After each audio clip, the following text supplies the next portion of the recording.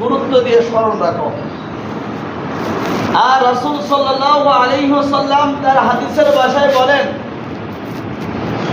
ইযা মান কামা লাইলাতাল কদরি ঈমানাও ওয়া ইহতিসাবান গুফিরা লাহু মা তাকদ্দামা মিন যামবি।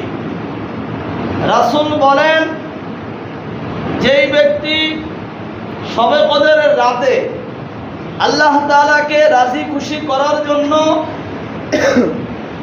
শবে কদর খোঁজে, যদি ওই ব্যক্তির শবে কদর নসিব হয়, তাহলে আল্লাহ পাক রব্বুল আলামিন তার জন্য ঘোষণা হলো এটা যে আল্লাহ পাক রব্বুল আলামিন তার পিছনের সমস্ত গুনাহকে আল্লাহ তাআলা মাফ করে দেন। সুবহানাল্লাহ। যদি কোনো ব্যক্তি জীবন দশায় একটা লাইলাতুল কদর নসিব হয়, রাসূল বলেন, যদি কোনো ব্যক্তি রমজানের সেই দশকে লাইলাতুল কদর, যদি কোনো ব্যক্তির আমল বাজেট হয়, লাইলাতুল কদর নসিব হয়, রাসূল বলেন যে একটা রাতের এত দাম, সেই দাম হলো ওই ব্যক্তি যদি একটা কদরের রাত পেয়ে যায় তাহলে 1000 মাসের থেকে উত্তম।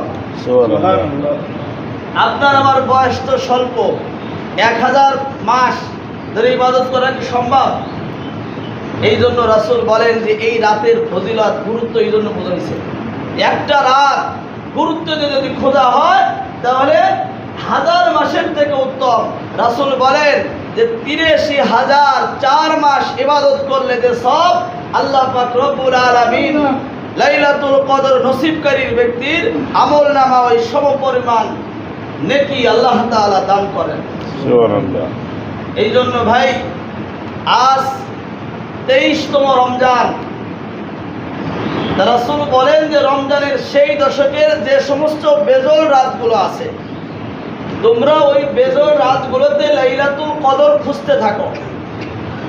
এই বেজল রাতের যে 5টা রাত, 21, 23, 25, 29, 27, এই 5টা রাতের মধ্যে যে কোনো একটা, ওলামায়ে কেরাম 27-এর দিকে বেশি করছে, কিন্তু 27 100 না, যে 27 রাত ইবাদত করলে লাইলাতুল কদর নসিব হবে, এটা 100 শিওর না।